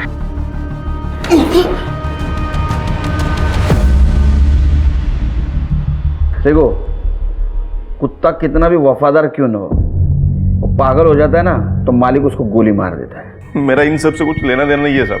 ये तेरी शक्ल तो कुछ अलग बोल रही है रे, कुछ जानता है। देख अभी बता दे, टाइम है तेरे पास, वरना मेरा हाथ घूमना शुरू हो गया ना तो घड़ी का कांटा घूमना बंद हो जाता है। साहब वो बुढ़िया सुनिधि की अम्मा, उसने वहिनी के ऊपर हमला किया था। पहले क्यों नहीं बताया रे? साहब अगर मैंने पहले बता दिया होता तो मुझे मैडम के बारे में भी बताना पड़ता। वो वहिनी ने बताया था मैडम को वो बुढ़िया के हमले के बारे में। कोई भी ऐरी गहरी औरत रास्ते में तुम्हें मिलके कुछ भी कह दे और तुम घर पे आके झगड़ा करोगे? परनाई, रोड पे कितने सारे लोग थे, उसने किसी से कुछ नहीं बोला, सिर्फ मुझे ही क्यों कहा कि मेरे पति से उसकी बेटी को बचाओ। मुझे कैसे पता चलेगा? नहीं सर, ईशा ने मुझे उस औरत का फोटो नहीं दिखाया था, तो मैं कैसे पहचानती कि वो सुनिधि की माँ है? और दूसरी बात, अजिंक्य के बताए हुए धोखे में मैं थी कि उसका सुनिधि के साथ रिश्ता खत्म हुआ। फिर मैं कैसे गेस करती कि ये क्या मामला है? अगर अजिंक्य ने वाकई तुम्हारी बेटी की जिंदगी बर्बाद की थी तो इसमें ईशा की क्या गलती थी? उस ईशा के साथ शादी करने के बाद अजिंक्य ने मेरी बेटी को दूसरी औरत का दर्जा दिया था, जो मैं कभी भी बर्दाश्त नहीं कर सकती थी मैडम। इसीलिए मैंने ईशा को मारने की कोशिश की थी। अरे मैडम ठीक हो आप? लेकिन वो बच गई, इसलिए तुमने दोबारा ट्राई की, लेकिन तीसरी बार ईशा बच नहीं पाई। वाकई तुमने उसे मार दिया। नहीं नहीं, मेरी आई ने ईशा को नहीं मारा है। मेरी आई किसी को भी नहीं मार सकती है। मैंने सुना था ईशा को 3 गोलियां लगी थी ना। एक बार हमारी हालत तो देखिए, मैं अपने बच्चे का इलाज नहीं कर पा रही थी हॉस्पिटल में, इसलिए उसको घर पे लेके आई। जो धक्का वक्का करना था वो मैंने किया, पर ईशा पे गोलियां चलाने के लिए पैसे मेरे पास नहीं थे। मैडम लेके जा रहे हो? मैडम छोड़ो मैडम, मैंने कुछ नहीं किया, मेरी आई ने कुछ नहीं किया। सर ये जयश्री कभी नहीं चाहती थी कि स्नेहा बिजनेस में दखल अंदाजी दे, लेकिन अब ये स्नेहा बिजनेस में दखल अंदाजी देने लगी है।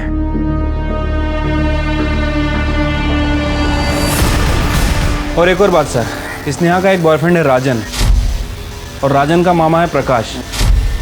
पिछले दिनों इन दोनों को अजिंक्य के पिंपरी वाले बंगले पे चक्कर लगाते हुए देखा गया है। केयरटेकर रमेश ने इन दोनों को पहचाना है सर, दोनों अंदर बैठे हैं। देख अब सच बोल, नहीं तो सच बोल, पट्टे से ऐसा मारूंगा ना जिंदगी भर याद रखेगा। बोल! सर स्नेहा के बोलने पे सर हम लोगों ने अजिंक्य का पीछा किया था सर, तभी उसके बंगले तक पहुंचे सर। स्नेहा जी, आपके दादा का पीछा आप आपके बॉयफ्रेंड से क्यों करवा रही थी? सर आई बहुत पुराने ख्यालात की है। लड़की होने की वजह से ना मुझे बिजनेस में हिस्सा मिलता और ना ही प्रॉपर्टी में, पर मुझे इससे कोई प्रॉब्लम नहीं थी। पर मेरे बॉयफ्रेंड राजन ने ये सारी बातें मेरे दिमाग में भर दी। ये तेरा भाई है, अगर ये वापस ही नहीं आया तो तेरी तो मौज ही मौज, सारी प्रॉपर्टी तेरी। दादा की हरकतें ऐसी थी कि आयु से बिजनेस हैंडओवर नहीं कर रही थी, तो मैंने सोचा दादा की जगह मैं ले सकती हूँ। हाँ, एक तो तुम्हारी आई की घटिया सोच थी और तुम्हारी बहनी तुम्हारे रास्ते का कांटा थी, तो दोनों को खत्म करना था तुम्हें, इसलिए सब कुछ किया तुमने। आई भले ही बिजनेस दादा को नहीं देती, मगर उनकी बीवी ईशा अगर इस घर की बहू होने के नाते अगर उसने प्रॉपर्टी में हिस्सा मांगता तो कुछ नहीं कर पाते। और दूसरा, मुझे बिजनेस ज्वाइन करना था, पर इसके लिए आई को मनाना बहुत मुश्किल था। पर मेरी किस्मत अच्छी थी कि ये दोनों प्रॉब्लम का सलूशन खुद चलकर मेरे पास आया।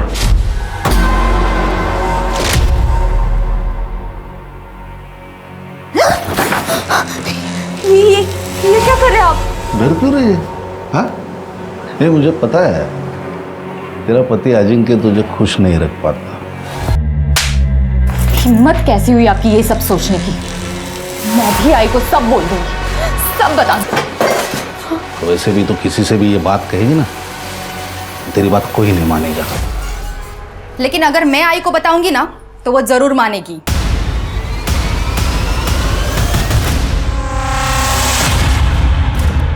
तो ये है तुम्हारा सॉल्यूशन? सर, आई अमित अंकल पर खुद से भी ज्यादा भरोसा करती थी और इनकी गर्दन मेरे हाथ में थी, इसलिए मैंने इनको ब्लैकमेल किया ताकि वो आई को मनाए मेरी तरफ से बिजनेस ज्वाइन करने के लिए। तूने ईशा को इसलिए मरवाया ताकि तेरे करतूतों के बारे में जयश्री को पता ना चले, और तूने इसको इसलिए हेल्प की ताकि सारी प्रॉपर्टी तेरे नाम पे हो जाए। नहीं सर, मैं ब्लैकमेल कर सकती हूँ लेकिन किसी का खून नहीं। मैंने वही को रास्ते से हटाने के लिए उनके साथ माइंड गेम खेला था। इतनी अच्छी जिंदगी है आपकी, क्यों बर्बाद कर रही हो उसे? छोड़ दो ना दादा को। बेटिया है इसका, तू शादी हो चुकी है मेरी, जिसकी कोई वैल्यू ही नहीं है उनको। मैंने वहीनी को दादा और सुनिधि के बारे में सब कुछ बताया था, पर उन्होंने मुझसे सबूत मांगे अपनी बात साबित करने के लिए। इसलिए मैंने राजन से कहकर दादा का पीछा करवाया और सुनिधि का एड्रेस निकाला और भाभी को दे दिया। वहीनी ने अपनी आंखों से सारी सच्चाई देखी थी, मगर किसी से कुछ नहीं कहा, और अगर मैं किसी से कुछ कहती तो दादा ही मुझे जान से मार देते, इसलिए मैं भी चुप बैठी।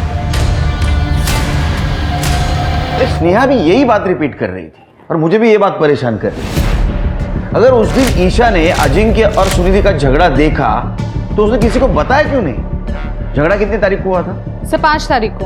तुरंत 5 तारीख का ईशा का मोबाइल लोकेशन और कॉल डिटेल्स निकालो और देखो वो कहाँ गई थी, किससे बात की, किससे मिली, सब डिटेल्स निकालो। सर। अरे नीलेश और अजिंक्य, उनकी डीएनए रिपोर्ट का क्या हुआ? Sir we on it. Good. Sir, Prabhat Wadekar याद है? हाँ, जयश्री का पति। सर, ये उसी की केस फाइल है।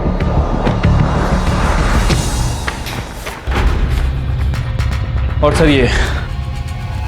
अरे तो उस्मान शेख है, शार्प शूटर, ये तो जेल में बंद था। हाँ सर, ये 2 महीने पहले ही जेल से बाहर आया है। और सर, इसका प्रकाश वाडेकर के मर्डर में बहुत ही तगड़ा लिंक है सर। प्रभात वाडेकर की मौत .09 बोर की पिस्टल से हुई थी, लेकिन इसके खिलाफ कोई सबूत नहीं मिला, इसलिए इसे रिहा कर दिया गया। ईशा का मर्डर हुआ उस दिन इसके फोन की लोकेशन 12 बजे से 1 बजे के बीच कोथरूड की है। शेर के गुड वर्क। कम से कम एक सिरा तो मिला। इस सिरे को पकड़ के हम किनारे तक पहुंचते हैं।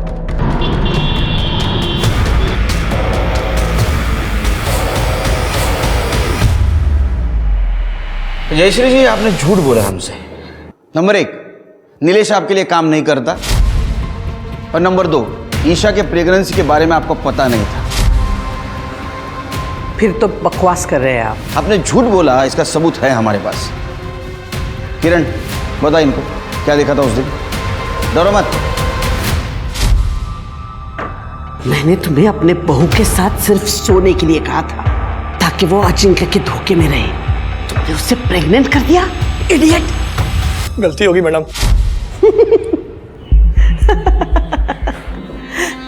इस किरण के कहने पे आप मुझे अरेस्ट करोगे, जयश्री वाडेकर को? पिछले 15-20 साल से ये यही पड़ी है। इसके मुंह पे अगर मैं 5-50 हजार रुपया मार दूं ना तो पलट जाएगी ये।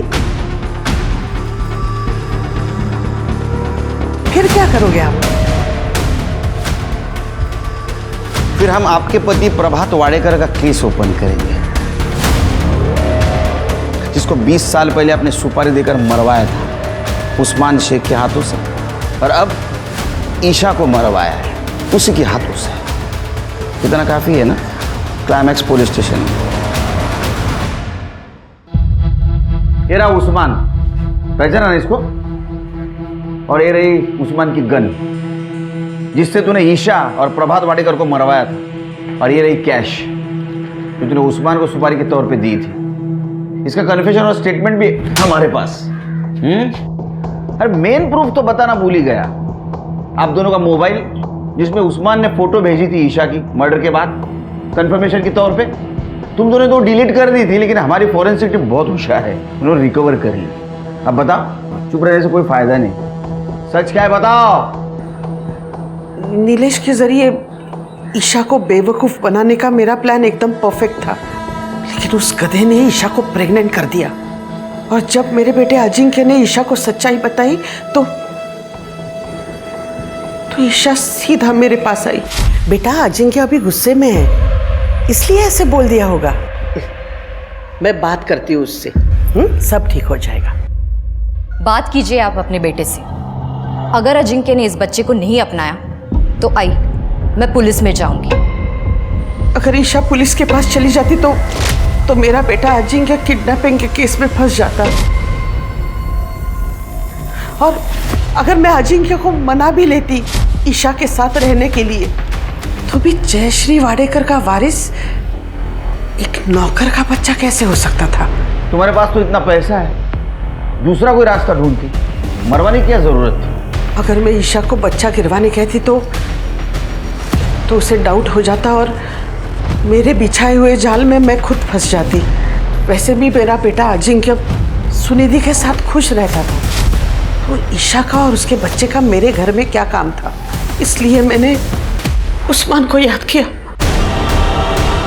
कौन है तुम? खोट अजिंक्य में नहीं है, तुम्हारे परवरिश में। तो ऐसा निकलेगा ही। चार्जशीट बनाओ। औरत को मर्द से कम समझना, पुरुष है तो उसकी हर गलती को छुपाना और औरत को बार बार उसकी सही हद याद दिलाना, ये पितृसत्ता है जो जयश्री में कूट कूट कर भरी हुई थी। अजिंक्य उसके घर का चिराग था, जबकि स्नेहा पराये घर की अमानत। परिवार के नाम और प्रतिष्ठा के लिए जयश्री ने अजिंक्य को ईशा से शादी करने के लिए मजबूर जरूर किया, मगर अजिंक्य खुश रहे इसलिए उसने उसे घर से बाहर कुछ भी करने की खुली छूट दे दी थी। अपने बेटे के गलत कामों की पोल ना खुले इसलिए जयश्री ने ईशा के साथ नीलेश के जरिए जो किया था वो बहुत ही गंदा था। और आखिर में जब ईशा जयश्री के पापों के जीते जागते सबूत को जन्म देने वाली थी तो जयश्री ने उसे रास्ते से ही हटा दिया। बराबरी का समाज भारत में आज भी बहुत दूर का सपना है, लेकिन ये दूरी हमें धीरे धीरे ही सही तय तो करनी ही होगी, तभी हम दुनिया के सामने एक प्रगतिशील और उन्नत समाज होने का दावा कर सकेंगे।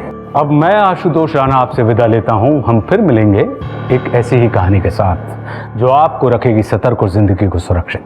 तब तक अपना और अपने परिवार का ख्याल रखिए और देखते रहिए क्राइम पेट्रोल सतर्क। जय हिंद। ऐसे और भी मजेदार वीडियो के लिए हमारे चैनल को लाइक, शेयर और सब्सक्राइब करें। ऐसे और भी मजेदार वीडियो के लिए हमारे चैनल को लाइक, शेयर और सब्सक्राइब करें।